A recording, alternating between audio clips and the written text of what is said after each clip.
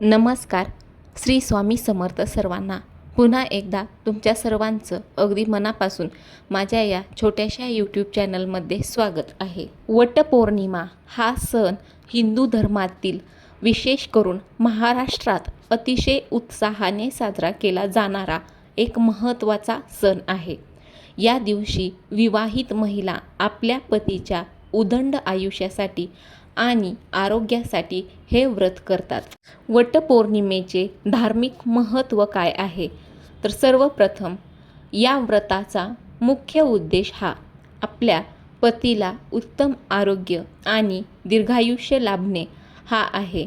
तसेच जन्मोजन्मी हाच पती मिळावा अशी प्रार्थना देखील महिला वटपौर्णिमेच्या या दिवशी करतात.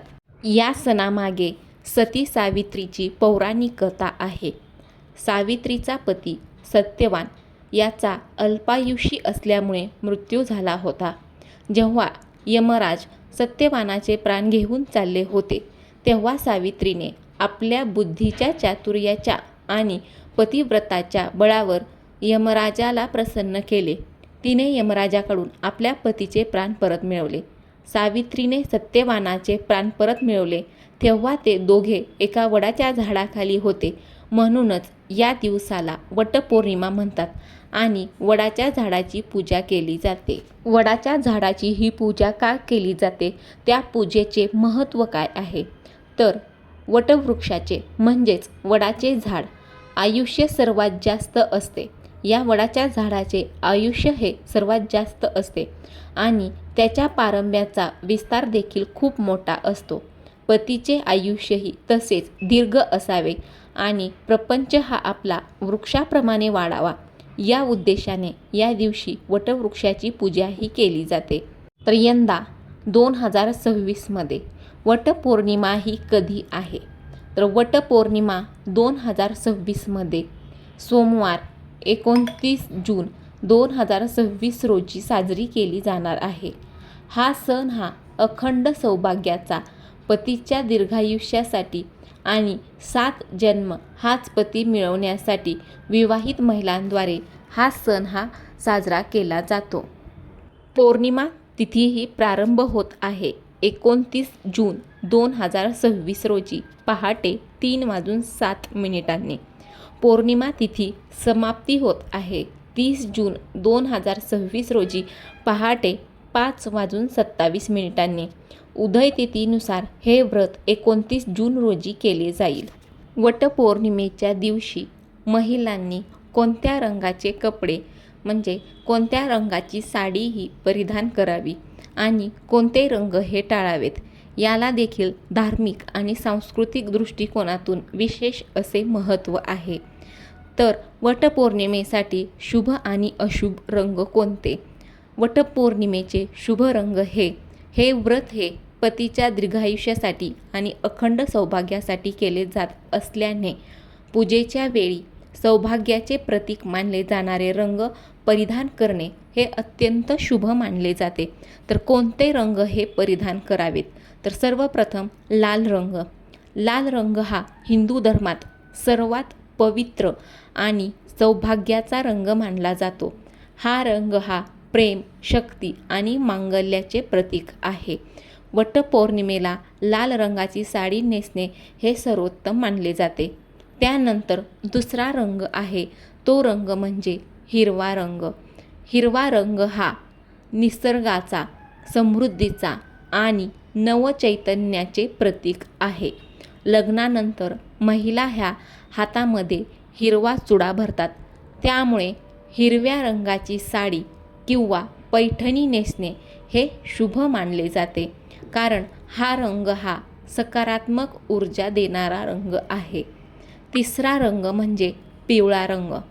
पिवळा रंग हा ज्ञान, पवित्रता आणि आनंदाचे प्रतीक आहे. पूजेमध्ये हळदीला देखील खूप महत्त्व आहे. त्यामुळे पिवळा किंवा सोनेरी रंगाचे कपडे घालणे हे उत्तम मानले जाते.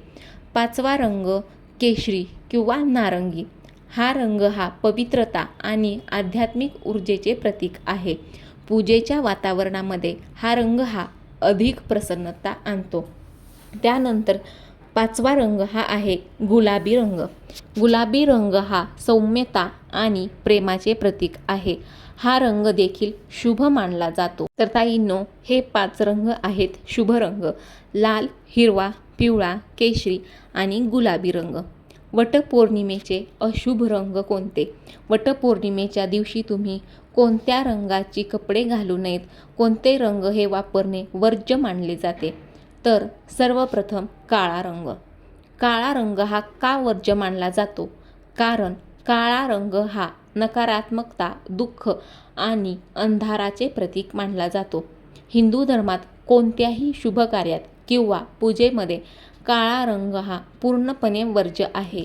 हे सौभाग्याचे व्रत असल्याने वटपौर्णिमेला काळ्या रंगाची साडी किंवा कपडे हे अजिबात घालू नयेत. त्यानंतर पांढरा रंग.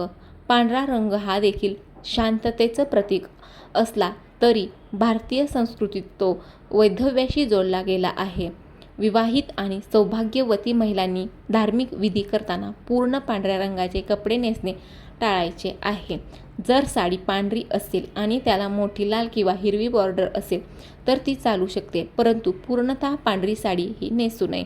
तिसरा रंग हा गडद करडा, जांभळा, निळा. खूप गडद किंवा निरुत्साही रंग पूजेच्या वेळी सकारात्मक ऊर्जेत अडथळा आणतात, त्यामुळे हे रंग देखील तुम्ही टाळायचे आहेत. वटपौर्णिमेला रंगांचे एवढे महत्त्व का आहे? तर रंग हे लाल, पिवळा आणि हिरवा हे रंग परिधान केल्याने मन हे प्रसन्न होते आणि पूजेमध्ये मन आपले एकाग्र होण्यास मदत होते. हे रंग हे वातावरणातील सकारात्मक लहरी आकर्षित करतात आणि आपल्या सौभाग्याची वृद्धी देखील होते. सण उत्सवांमध्ये नटण्याला आणि विशिष्ट रंग वापरण्याला स्त्री शक्ती आणि सौभाग्याचा आदर करण्याचे साधन मानले जाते. जेव्हा सर्व महिला ह्या एकत्र येऊन हे शुभ रंग परिधान करतात तेव्हा सामाजिक वातावरण देखील आनंदी आणि सुसंवादी बनते. त्यामुळे थोडक्यात सांगायचे झाले तर तुम्ही वटपौर्णिमेला काळा आणि पांढरा रंग टाळून इतर कोणत्याही चमकदार आणि प्रसन्न रंगाची साडी नेसून तुम्ही मनोभावे वडाची पूजाही करू शकता. तर ताईंनो, वटपौर्णिमेचा उपवास हा करावा का? तर उपवास करायचा असेल तर कसा करावा? तर बघा, उपवास हा कसा करायचा आहे. तर दुपारच्या शुभ मुहूर्तावर वडाच्या झाडापाशी जायचं आहे. वडाची मनोभावे पूजा करून त्याला 7 वेळा पांढरे सूत गुंडाळावे आणि पतीच्या दीर्घायुष्यासाठी प्रार्थना करायची आहे. पूजेनंतर सती सावित्रीची कथा वाचावी किंवा ऐकायची आहे. घरी आल्यावर पतीच्या पाया पडून त्यांचे आशीर्वाद हे घ्यावेत. उपवास हा कधी आणि कसा करावा? वटपौर्णिमेचा उपवास करण्याच्या 2 पद्धती प्रामुख्याने पाळल्या जातात. तुम्ही तुमच्या कौटुंबिक परंपरेनुसार एका पद्धतीने उपवास हा करू शकता. पद्धत क्रमांक 1: पूजा झाल्यानंतर फराळ किंवा जेवण करणे. बहुतेक घरांमध्ये महिला ह्या सकाळी वडाची पूजा पूर्ण होईपर्यंत पूर्ण कडकडीत उपवास करतात. पूजा पूर्ण झाल्यानंतर आणि पतीचे आशीर्वाद हे घेतल्यानंतर महिला ह्या उपवास सोडतात. तर उपवास करत असताना काय खावे? उपवास सोडताना पुरणपोळी, वरण भात, भजी किंवा सात्विक अन्नाचे जेवण केले जाते. काही ठिकाणी उपवासाचे पदार्थ साबुदाणा खिचडी, फळे, वरीचा भात खाऊन उपवास सोडला जातो.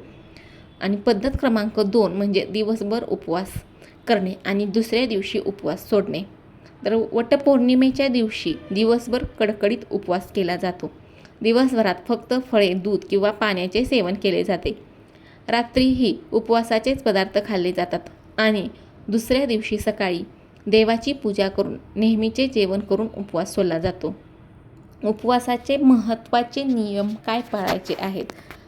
तर सर्वप्रथम, जर तुम्ही गरोदर असाल, आजारी असाल किंवा उन्हाळ्याचा त्रास होत असेल तर कडकडीत उपवास करू नका. चहा, दूध, लिंबू, पाणी किंवा फळे खाऊन उपवास करा. देवापाशी तुमची श्रद्धा महत्त्वाची असते, स्वतःला त्रास देणे नाही. त्यानंतर उपवासाच्या दिवशी मनात कोणताही राग, द्वेष किंवा नकारात्मक विचार आणू नका. आनंदी राहा आणि प्रसन्न राहा. शक्यतो या दिवशी जिवंत वटवृक्षाची पूजा करा. जर जवळपास वडाचे झाड नसेल तर कुंडीत लावलेल्या लहान वडाच्या रोपाची देखील पूजा करू शकता. झाडाची फांदी तोडून आणून पूजा करणे हे तुम्हाला टाळायचे आहे, कारण वटवृक्ष तोडणे हे शास्त्रात अयोग्य मानले जाते. तर बघा ताईंनो, अशा पद्धतीने तुम्हाला उपवास हा करायचा आहे आणि हे नियम हे पाळायचे आहेत. जर व्हिडिओमधील माहिती ही तुम्हाला माहितीपूर्ण वाटली असेल तर व्हिडिओला नक्की लाईक करा, शेअर करा आणि चॅनलला देखील सबस्क्राईब करायला विसरू नका.